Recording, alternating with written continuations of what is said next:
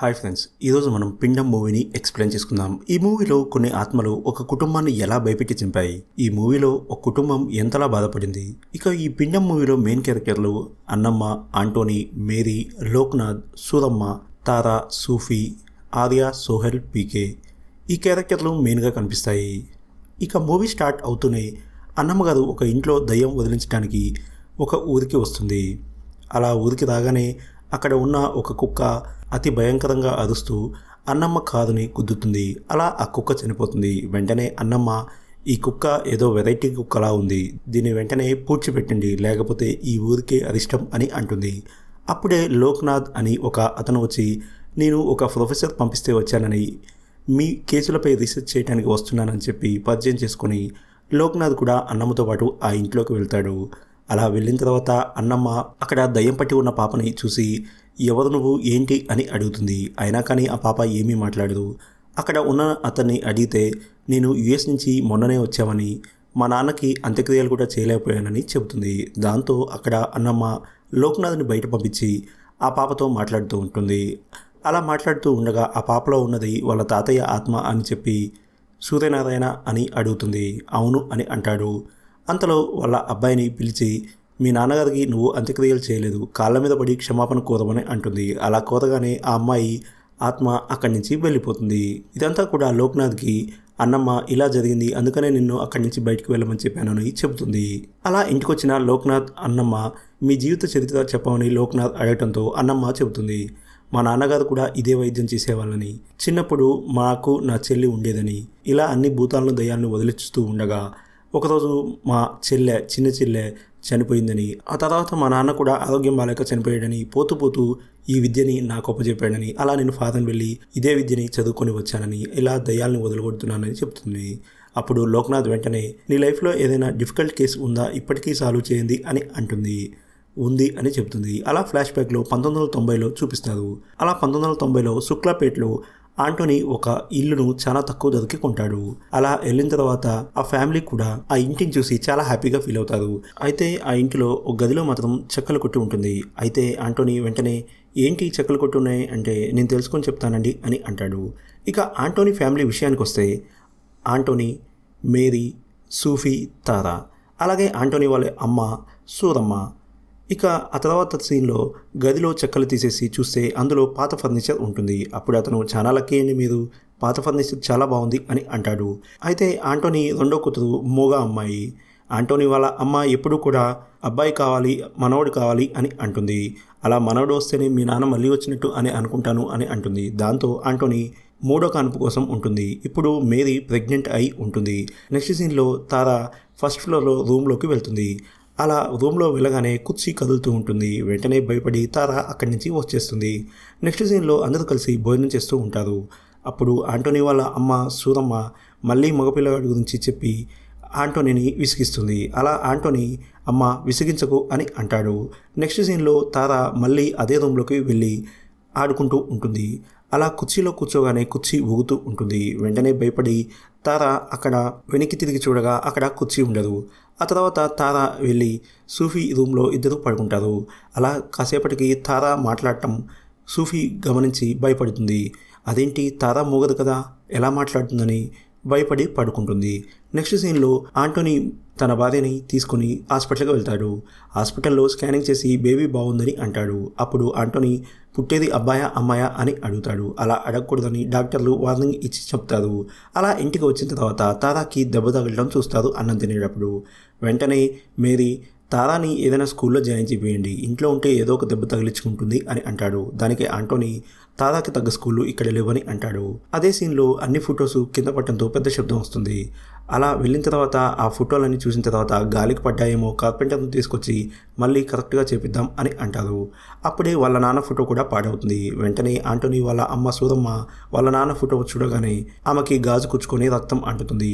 అదే రక్తం ఆంటోనీ వాళ్ళ నాన్న ఫోటో మీద పడుతుంది. దాంతో ఫోటో చెరిగిపోతుంది.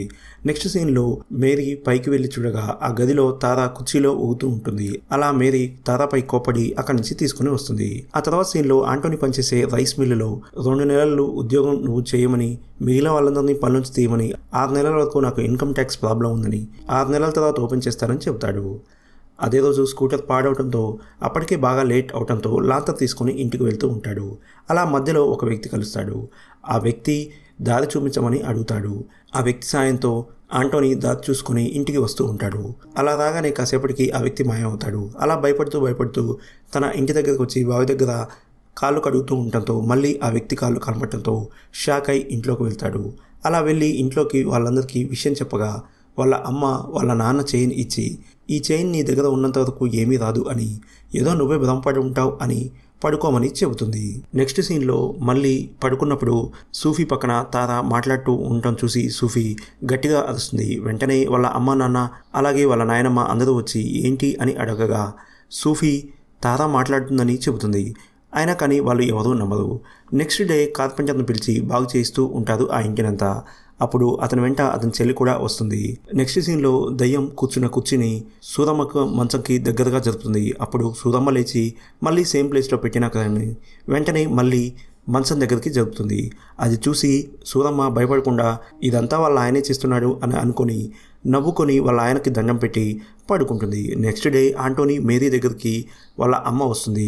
ఏంటమ్మా అలా ఉన్నావు అంటే నైట్ కొంచెం గాబరాగా ఉందిరా అని అంటుంది. అప్పుడు ఆంటోనీ 3 పిల్లల్ని నేను పోషించడం కష్టమే అని అబార్షన్ చేయాలని అనుకుంటున్నానని అంటాడు. అప్పుడు కోపంతో వాళ్ళ అమ్మ నువ్వు మీ నాన్నే పుడుతున్నాడు, అబార్షన్ చేయిస్తా అంటే చంపేస్తా అని చెప్పి ఆంటోనీని ఒక్కటి పీకి అక్కడి నుంచి వెళ్ళిపోతుంది. అప్పుడు ఆంటోనీ భయపడతాడు. మా అమ్మ ఇలా ఎప్పుడూ చేయలేదని కంగారు పడుతూ ఉంటాడు. అదే రోజు రాత్రి ఆంటోనీకి బావి దగ్గర తార కూర్చున్నట్టు అనిపిస్తుంది. వెంటనే అక్కడికి వెళ్ళి తారాను కాపాడటానికి వెళ్ళి అతనే అందులో పడిపోతాడు. వెంటనే పొద్దున్నే వాళ్ళు ఆంటోనీని బావిలోంచి తీస్తారు. ఎందుకంటే ఆ బావిలో కొద్దిగా నీరే ఉంటాయి కాబట్టి ఆంటోనీ బతుకుతాడు. అలా నైట్ మొత్తం జరిగిన విషయం చెప్తాడు. నెక్స్ట్ డే కార్పెంటర్ చెల్లి తార ఆడుకోవాలని సూఫీ దగ్గరికి వెళ్తారు. సూఫీని రానని మీరు వెళ్ళండి అని అంటుంది. అలా వాళ్ళిద్దరూ బయటకు వెళ్తారు. కాసేపటికి మేరీ వచ్చి తారా ఏది అనగా కార్పెంటర్ వాళ్ళ చెల్లితో వెళ్ళిందని అంటాడు. అలా వాళ్ళమ్మ వెతుకుతూ చాలా దూరం వెతుకుతుంది. అప్పుడే అన్నమ్మకి తారా కనపడుతుంది.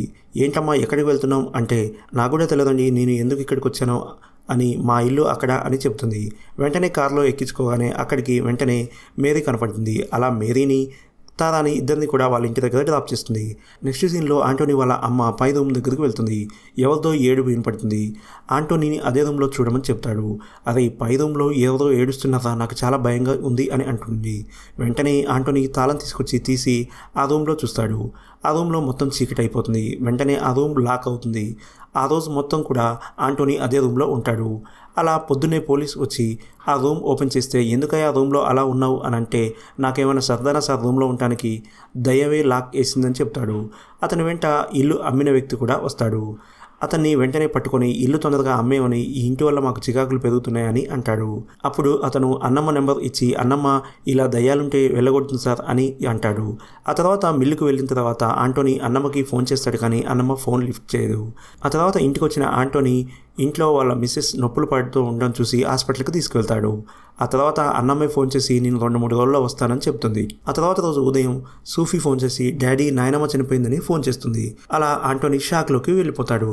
నెక్స్ట్ సీన్లో అన్నమ్మ వచ్చి ఇల్లంతా గమనించి 60 సంవత్సరాల క్రితం నాయుడమ్మ అనేవాళ్ళు ఈ కుటుంబంలో ఉండేవాళ్ళని, నాయుడమ్మ కొడుకు అతి కిరాతకంగా తన పిల్లల్ని చంపేశాడని ఈ మర్రిచెట్టు చెబుతుందని అంటుంది. అంతలో ఒక దయ్యం వచ్చి అన్నమ్మని చంపబోతూ ఉంటే చాలా గట్టిగా విడిపించుకుంటుంది. ఆ తర్వాత ఇప్పుడు నేను ఇక్కడ ఉండటం ప్రమాదం అని, మరో 3 రోజుల్లో వస్తానని చెప్పి వెళ్ళిపోతుంది. నెక్స్ట్ సీన్లో ప్రజెంట్లోకి వస్తుంది. అప్పుడు లోక్నాథ్ వచ్చి అన్నమ్మ దగ్గరికి స్టోరీ కంప్లీట్ చేయలేదు మేడం చెప్పండి అంటే మళ్ళీ స్టోరీ చెప్పడం స్టార్ట్ చేస్తుంది. సూరమ్మ ఇంట్లో ఉండే దయ్యాల వల్ల చనిపోయిందని ఆ 3 రోజుల్లో అన్నమ్మ గమనిస్తూ ఉంటుంది. 3 డేస్ తర్వాత అన్నమ్మ ఆర్య, పీకే, సోహెల్ ముగ్గురిని తీసుకొని మళ్ళీ ఆంటోనీ ఇంటికి వెళ్తుంది. అలా ఆ రోజు రాత్రి కావడంతో అలా బయటనే ఉంటారు. ఆ తర్వాత అలా సర్చ్ చేస్తున్నప్పుడు మర్రి చెట్టు మధ్యలో ఒక చిన్నపిల్ల అస్థిపంజరం గమనిస్తారు. నెక్స్ట్ డే తార మర్రి చెట్టుకి దగ్గరికి తిరుగుతూ ఉండటం, అదే రోజు రాత్రి అన్నమ్మ పూజలు తారాని పడుకోబెట్టి చేస్తుంది. మరోవైపు మేరీతో కూడా చేయిస్తుంది. అలా ఆ ఇంట్లో చనిపోయిన అస్థిపంజరాలన్నింటినీ గమనించి తీసుకొని వచ్చి వాటికి దహన కార్యక్రమాలు చేసి ఉంటారు. అలా ఆ ఇంట్లో దయ్యాన్ని వెళ్ళగొడుతుంది అన్నమ్మ. అలా వాళ్ళంతా చాలా హ్యాపీగా ఉంటారు. ప్రజెంట్లోకి వచ్చేస్తే అన్నమ్మ, లోక్నాథ్ ఇద్దరు ఉండగా ఒక ఫోన్ వస్తుంది. మళ్ళీ అదే ఇంట్లోకి ఒక దయ్యం వచ్చిందని చెప్తారు. లోక్నాథ్ అన్నమ్మ అక్కడికి వెళ్ళి చూడగా లోక్నాథే నాయుడమ్మ అని, అతను ఇంకా చనిపోలేదని, లోక్నాథ్ రూపంలో అన్నమ్మ పక్కనే ఉన్నాడని మనకి చూపిస్తారు.